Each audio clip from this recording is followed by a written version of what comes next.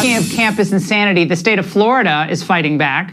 The Board of Trustees at the New College of Florida voted Tuesday to abolish the school's DEI office.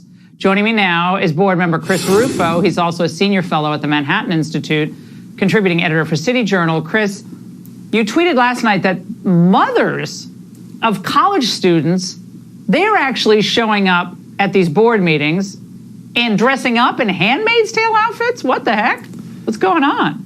Yeah, well, it was quite a dramatic night. We became the first university in America to abolish its DEI program, which was trafficking and kind of race-based discrimination, categorizing people and demonizing on the basis of skin color. And in some Florida public universities, there's actually offering racially segregated scholarships. So we said, not at New College. We're abolishing the department. We're prohibiting that kind of programming. And I thought maybe students would be protesting on their own behalf, as they did in the 1960s. But now actually it's the students' mothers. They're coming in, they're dressed up in costumes, they're totally hysterical, screaming into the microphone. And I think it really shows this kind of bizarre change in our society where we have helicopter parenting, we have extreme coddling, and to the point where, look, I would be mortified if my mom had come to my college to protest.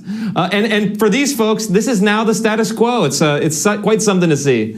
Yeah, the kids are already spoiled and indulged by their parents. And now their parents even have to protest for them. I mean, at least you can be self-respecting and do your own protest, Chris. All right, there's another college in Florida that isn't taking the same road that New College is. Now, you've gotten documents from something called Florida International University, I've never heard of it, exposing its social justice badge program? Sounds like a social credit system. What is this?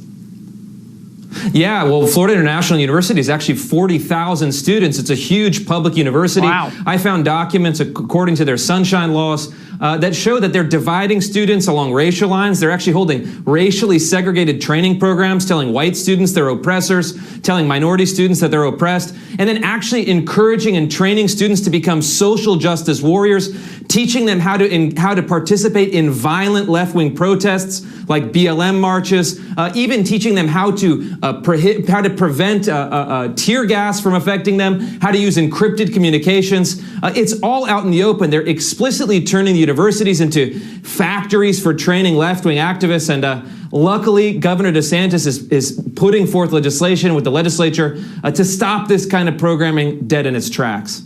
We're learning from America First Legal tonight that we actually may be seeing, because of the way they're fudging the equity mission they have, we may be seeing a time where our IRS targets people for audits disproportionately who are Asian and white to make things more even, because I guess they believe Asians and whites, they have an unfair advantage, so they're going to get audited more. Could that be what we're facing? Could that be where we're going here? That's absolutely plausible, and it's not just where we're going, it's actually where we are today.